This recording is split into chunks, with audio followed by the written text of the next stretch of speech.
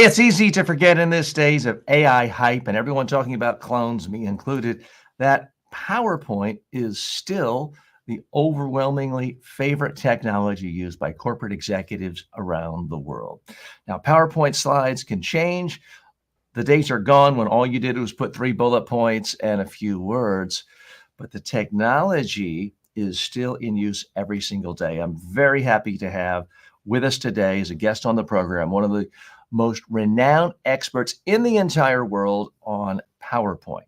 Our guest today is Geetesh Bajaj, and very happy to invite him to the show. Geetesh, thanks for joining us today. So good to see you, TJ. Now, Geetesh, for those of you unfamiliar, has written 6 books on PowerPoint.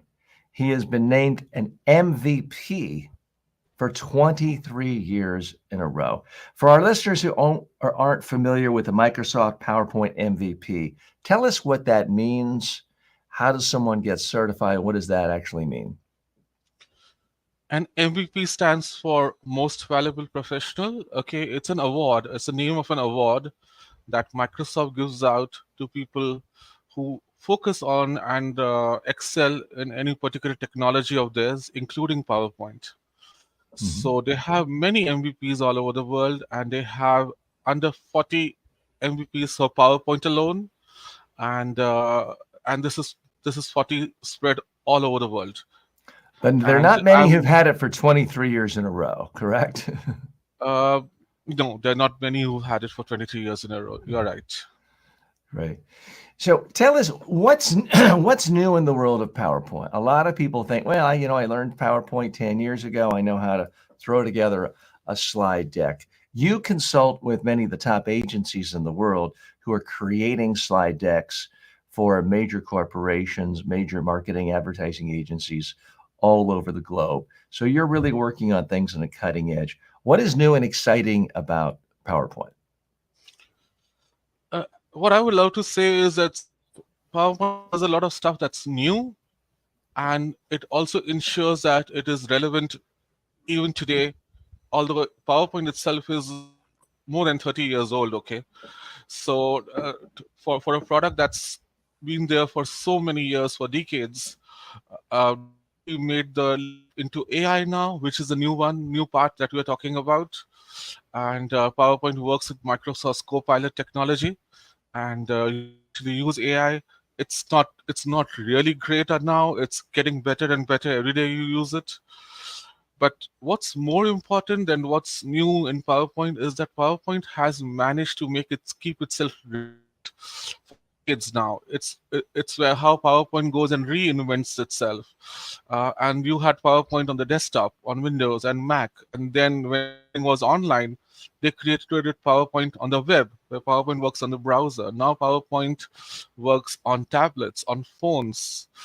They also have some sort of basic version of PowerPoint for watches. Okay, so So Microsoft has let kept me step back a minute there and just toss out a question. Why does someone want PowerPoint on their phone? Is it because they're traveling, they come in late to a meeting and they want to continue to do a presentation just from the phone? A part of me is excited about the innovation, and a part of me is appalled because a pet peeve of mine, I can't stand when I see a speaker holding a phone and looking at it for notes. It's like, how is that really better than having, a sheet of paper just on the table? But you tell me, why does someone want a PowerPoint deck or the program on their phone? The important part to notice here is it's not that PowerPoint is on the desktop or laptop and on the phone. The more important part is that PowerPoint as an ecosystem is everywhere. It's omnipresent. So you continue using PowerPoint on the laptop, but if you are on your big screen, connect your projector, do a webinar as you're doing, okay? But suddenly you want to make one change and you realize you don't want to boot up the laptop. It's on your OneDrive or on any other cloud system. Take it on your phone, change that one figure. It's so much quicker and faster than doing it otherwise. Okay, so in addition to the way you like to work with PowerPoint, just think of PowerPoint on the phone as an additional way to work with it. Okay, and I do want to bring up and spotlight InDesign, your publication that you've been publishing for years and years and years, which really gives people all the latest information on PowerPoint, the technology, how to use it. Give us a little more of an in-depth background of what people find when they come to InDesign and when they subscribe. So when you come to InDesign, we have two types of visitors on InDesign. The first one is people who are subscribers to InDesign. They come to know what the new content is. They come to update themselves. They sign to a newsletter and stuff like that. And then we get the organic search from people who go on Google and or any other search engine, and that leads them to InDesign. And why would they come to InDesign? They would come to learn more, not only learn about how to use PowerPoint skills, but also know what other people are using PowerPoint for, okay, and stuff like that. And we also have interviews with people. We also featured you once in a while ago, and we feature all sorts of experts who share their ideas, their thoughts, their outlooks with the rest of the world. So it's a win-win situation for all of us, okay, to get there on InDesign and find out what's new in PowerPoint and what they can learn and how they can get better. Mm-hmm. Now, Geetesh, you and I have known each other and collaborated for about a decade now, but I'm not sure I've ever asked you, how did you way back in the day first come across PowerPoint, a PowerPoint slide or a deck and think, you know what, I'm going to make a whole career out of this? It did not happen that way. It was much more involved, okay. So what happened is I started creating decks for some clients, which I was doing other computer work for them, and I really liked doing what I was doing. And started spending a lot of my time on PowerPoint, and I ran into quite a bit of roadblocks, not knowing whom to ask. So I used to go into the news groups. In those days, news groups were, you did not have the graphical user interface that we have today. You actually went into like what is a DOS screen, a black screen, stuff over there, and you And got this was, content there. sorry to interrupt, this was what year and what were you doing as you were right At before you least started doing this? at least 25 years ago. Okay. Mm-hmm. And what I was doing before at that time was working with websites, and I also was running a business of my own. And this is something which essentially started as a hobby, and I So you were started enjoying it. you were building websites professionally in the late 1990s. Not that wasn't professionally as a okay, that was also a hobby, and that was Mm-hmm. more of having fun. But what I was doing professionally, I was running the family business, which was a food processing factory, and I was taking care of that. Okay. Okay. And I had some spare time, and I loved doing all this stuff. I loved getting a computer, playing around with it, and so things evolved. As I told you, it was very organic, and then started asking questions about PowerPoint to understand how things work. And I found many people were asking questions. And I thought I knew the answers to them, and I would answer those questions for people on the news group. Things changed. I'm based in India, and the internet opened up here, and we got access to all the stuff, browsers, and going and the world became a smaller place, okay. And then I realized that I was answering the same questions again and again, okay. So I decided to create this site where I could just go and put detailed answers and techniques for all the stuff I was telling them in the news groups and send them there. So that's how InDesign evolved, started. Mm-hmm. And yes. Fast forward to today, how are your clients actually using PowerPoint? Because there's a million ways you can use it. I think of there's two main ways. One is a communication tool that you're emailing to people, and it's just a fancier way of graphically conveying information that you want someone to read in silence, the way they would read a document. The other is something that you have behind you or going at the same time or a part of you when you're standing up in front of people speaking. And I guess the third way is when you are presenting online. How are most of your clients using it these days? So they're Or using it or I not should say the only. clients of your clients using it. Yeah, exactly. And they're using in any of those three ways, okay, and they're actually continuously finding newer ways of using PowerPoint. People use them conventionally, as you said. A lot of people also use them unconventionally in other ways, okay. But what's really happening is, uh, what unconventional is, people are using PowerPoint to create video clips. People are using PowerPoint to create graphics, for to share. They're even using PowerPoint to create greeting cards, okay, and stuff like that. And certainly PowerPoint is being used in the conventional way: business presentations, business reporting, and sharing content with others. What PowerPoint is really good at, TJ, is taking content from disparate sources, okay, from different sources, putting them together. You can take visuals, you can take text, you can take multimedia, you can take your chart content, you can take your, screenshots, and put them all together in one document and then share it with others. And they don't need to have viewers or all that stuff. And PowerPoint is the glue that holds everything together. So you can put a message in one document and share it with the rest of the world. And who is PowerPoint's biggest competitor these days? Is it Canva? Is it Adobe? Is it Apple Keynote? Where are you seeing the competition? Or That's a does good everyone product. just use all of those tools? And PowerPoint's an umbrella term for a lot of these things combined. The good thing is, a lot of these new products coming up, they're very promising, and they bring up a challenge to Microsoft, and that actually inspires them to make PowerPoint even better, because they have to compete with all the products, right?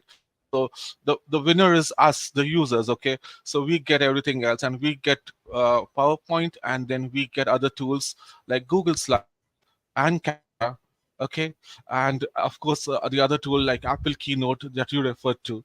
Now, what happens is, when these tools come up with some sort of groundbreaking technology which PowerPoint doesn't offer, like if you take the case of Google Slides, the most important feature that it brought forward was collaborating. A lot of people could collaborate on the same presentation and edit and make changes, and that was really a killer feature. So PowerPoint also had to, up the ante and get that over there. Now, to speak of them in competing terms, there's one factor to always remember: Google Slides, Canva, Keynote, and many other tools that you have that create slides over there. They always have an import PowerPoint feature, but they also have an export to PowerPoint feature. So a lot of users who use these other products also use PowerPoint. So it's not that they just use those products, because we are living in a world where you have to share content with others. And I always felt, TJ, that the PowerPoint file format is a bigger asset for Microsoft than PowerPoint itself. Because if anybody wants to share the content, they have to very well go and share it as a PowerPoint. Mhm. Our guest today is also the director of the Presentation Guild, Geetesh Bajaj. What is the Presentation Guild? The presentation industry body that was formed around 10 years ago, okay, to be the voice of the industry, to represent the industry, and create certifications for the presentation industry. It was just felt that the presentation industry, PowerPoint designers or presentation designers or presenters, don't get represented in a way that other design fields get represented, like graphic design or any other sort of design, okay. So the presentation guild was formed to make sure that that void was filled up, okay. And I think it's done an amazing job over the last 10 years. Mhm. And So, I would Geetesh, you've welcome, had a, I'm sorry, go go ahead. ahead. No, I would welcome all of your viewers to actually go to Guild's website, take a look around, and I'm sure, if you are interested in presentations, this will be of real interest to you. Mhm. What is your advice to, let's say, a typical one of our viewers? Let's say they work in corporate communications. They handle a whole variety of communications tasks, but let's say 15% of their time they are given the challenge of creating PowerPoint slides and decks for senior executives at their corporation. You've seen a lot of change over your decades of experience. What is your number one piece of advice to a communications executive who is given the task and maybe they don't have a lot of other background information? Maybe they haven't had FaceTime with the executive Mm. yet. What is your career advice to them on how they can get this part of this portfolio down where they are seen as a real expert at creating high quality presentation decks, and beyond that, really helping the top executives communicate effectively? The first piece of advice is to do a lot of homework before you even launch PowerPoint. Get to know the executive who's presenting. Okay, the person that the chairman, the president who's presenting. Get to know them better. Get to know what their message is. If it's not possible to get to know them in person, try to go and do some research on them, and try to get a feel of the person. So you go and create a presentation for someone, you and it's very difficult to create a presentation on someone you don't know. Okay, so in a certain way you not need to get to know that person. It's only when you get to know the person well, then you can actually create the message that person is comfortable delivering to their audiences. Now once you got there, create a message, create a storyboard, and send it to them for their approval, and ask them to share their thoughts with you on what they think is appropriate or what is not, what they would like to add to that content. Only when you have this sort of messaging in place, then it's good to launch PowerPoint, work with the presentation program, and create slides. You'll do a far better job of doing so if you really have this background information in place. Mhm. By the way, if you want to get a hold of Geetesh, we have linked in the show notes links to his LinkedIn account, his Instagram account, and his main online home, InDesign, which is a fantastic resource. I pulled it up here, indesign.com, where you can find anything and everything related to designing on PowerPoint. So check that out. Geetesh, in all of your travels and meetings with Microsoft, have you ever met the actual creators of PowerPoint? I mean, I forgot who they are, and I understand they sold it to Microsoft in what, about 1980, 82? So PowerPoint was not actually a Microsoft product. It was created by a company called Forethought, and Microsoft Yeah. acquired. Mm-hmm. And one of the executives, Robert Gaskins, he actually continued working with Microsoft for many years after that. We did a few features with him on InDesign, so your viewers are welcome to go and InDesign and search for Robert Gaskins, and there's a lot of exclusive information that's over there. He's actually also written a book on his whole he's runs a website. So he no longer works for Microsoft.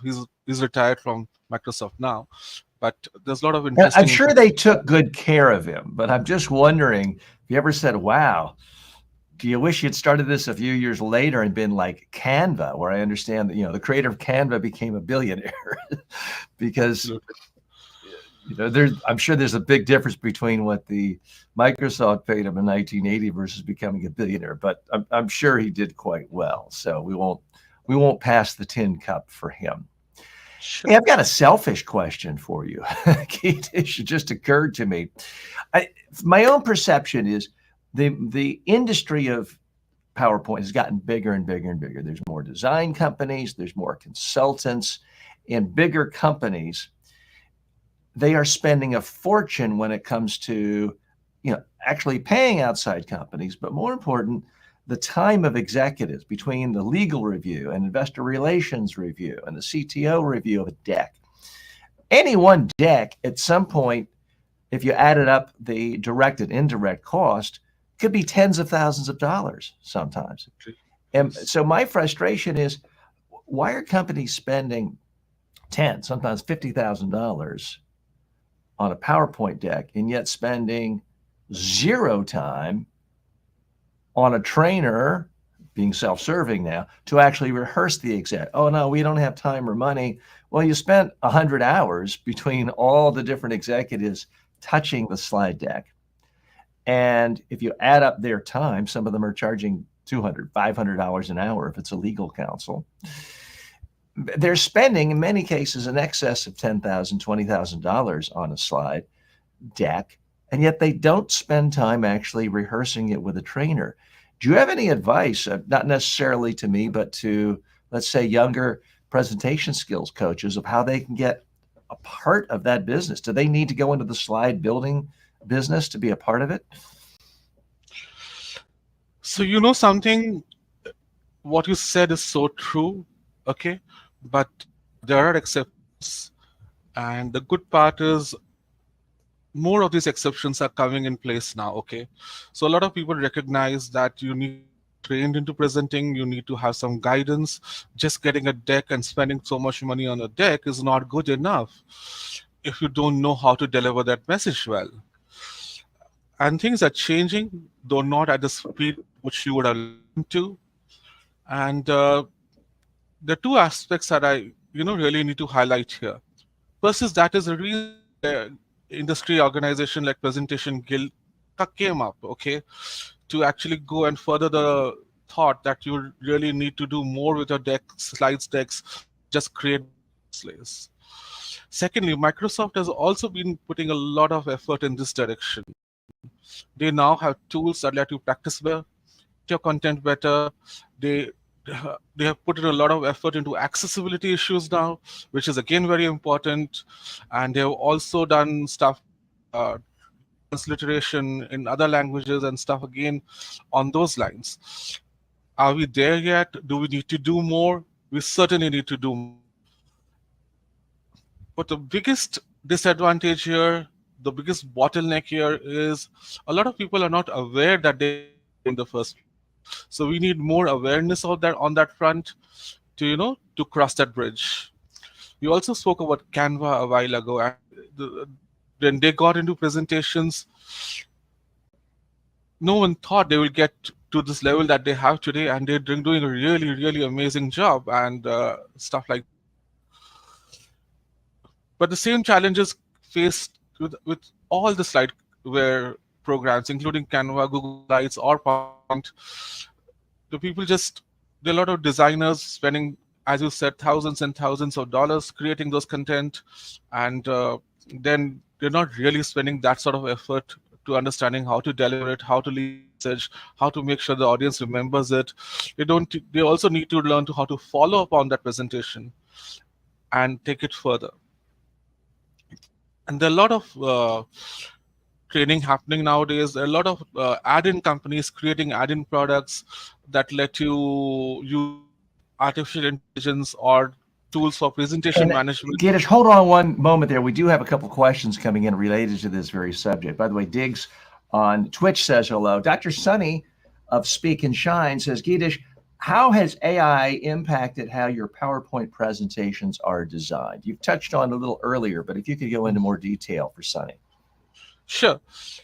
See, AI is an assistant, okay, as far as I see that, okay. A lot of people have assistants, a lot of people don't have assistants. With AI, everyone can have an assistant. But who is giving the presentation? Whoever is giving a presentation, delivering content to an audience, is considered to be the subject matter expert. Okay, so AI is not a subject matter expert. When you go in front of an audience and talk to them, and there's a question about something, you can't refer to AI at that point in time. So AI is only a tool you can start with. You can, when you imagine you have a creative block, and that's natural. It happens to even to the most creative of us. Okay, AI is going to break that creative block for you. It's going to get through that bottleneck. You'll get some content to start with. A lot of the content is very good, okay, but the content that AI gives you can be much more broader than you want. You may want to narrow that down to what is applicable to you, and then use AI as a starting point. It's awesome. You can create content with that. You can create images with that technology using AI, including Microsoft's own Copilot AI stuff. But AI is not you. It doesn't replace you. It only makes you better, and use it wisely, and it's going to help you a lot that way. And speaking of getting better, a lot of our viewers in our remaining time would really like to know how you worked your way up your career, because you started off doing this as a hobby, then you were designing slides, Mhm. but then you worked your way up to a position of real thought leadership where Yep. companies around the world are paying you as a consultant to help them. Tell us the various steps you took to Okay. get to that thought leadership. By the way, you have written a number of books, which anyone who wants to check those out, they can find those on Amazon and other online bookstores. But take us just briefly through that journey of how you worked your way up the food chain of the PowerPoint world. So I partly spoke about it, how I got started into doing presentations and stuff, creating the website and design. And soon after that, after I was awarded as an MVP, Microsoft Most Valuable Professional. It's my 23rd year, consecutive year of being an MVP. And what has happened along the way is I have designed presentations and interacted with a lot of clients. I have attended a lot of industry events. And what I found like around 9 or 10 years ago is a lot of people are asking me questions and I'm helping them out. So essentially, I was to some extent doing consulting. So again, this was organic and part of evolving. And I got into consulting, and now what I primarily do is do consulting to presentation companies, PowerPoint add-in developers, PowerPoint designers, and organizations and stuff like that. So that's how I got there. Naturally, it's not as easy to go into detail about describing 23, 25 years of what I've done in such a little time. There's so much more to that, but this is how the journey has been. When you look into your crystal ball, where do you see things going in, say, the next 5, 10 years? Now, I started something Mhm. recently, almost as not a Mhm. complete joke, but almost. I started a cloning speaker bureau. And so my clone is available to give keynote speeches. In theory, someone could have their clone speaking and then have their slides, their PowerPoint slides coming up and down. Others might say, well, that's too gimmicky and we want the real person. Do you see clones being a part of people? Because I let me step back. I do see clones as a part of the future. So many executives, experts are asked to give speeches all the time. And let's say someone needs me in Hyderabad where you are, but it needs to be 9 a.m. your time. Well, that's 1 in the morning for me. I can't get up, especially Mhm. if they're not paying a full fee. But I could have my clones speak at any length of time and do Q&A. So I really do see that happening, but I'm wondering what you see as the future as AI takes a lot of different forms, clones being one of them. Um, this is something that's it's still evolving. To say what's going to happen in the next few years, it's very difficult because we did not know a few years ago what would happen today. Mhm. And having said so about the clone stuff, you say your clone goes and represents you, but then what if some questions are asked of the clone? Okay, uh, and the clone gives answers because AI fed into the clone. But isn't it possible that if you were there live in person, you probably would have given a different answer? Okay. Well, I tested that. First of all, my clone doesn't pull, and the way most people's clones are, if they do it right, it's not pulling from the internet. It's only pulling from my books and my Mhm. other books and my online courses and my YouTube, what I've actually said on YouTube. So if someone asks me something that I haven't written about or talked about, my clone is programmed to say, "Hey, you got me. I don't know." So it's transparent there. So it's not like it's going to start giving people solutions to the Middle East crisis when that's not something I've written Sure. about or talked about or want to Absolutely. get involved with. So I, in answer to your question, I think sometimes I give a lot better answers than my clone does. Sometimes they're pretty similar, but if I'm being honest and fair, sometimes my clone gives a better answer because it has more detail. It has a perfect memory and recall, whereas mine doesn't. So we'll talk about this again next time. Geetesh, thanks so much for being with us today. Really appreciate your time. For people who want to know more about him, he's on social media everywhere. We've posted links in the show notes. And you can always go to his website, indesign.com. Those of you listening on the podcast, it's INDEZINE.com.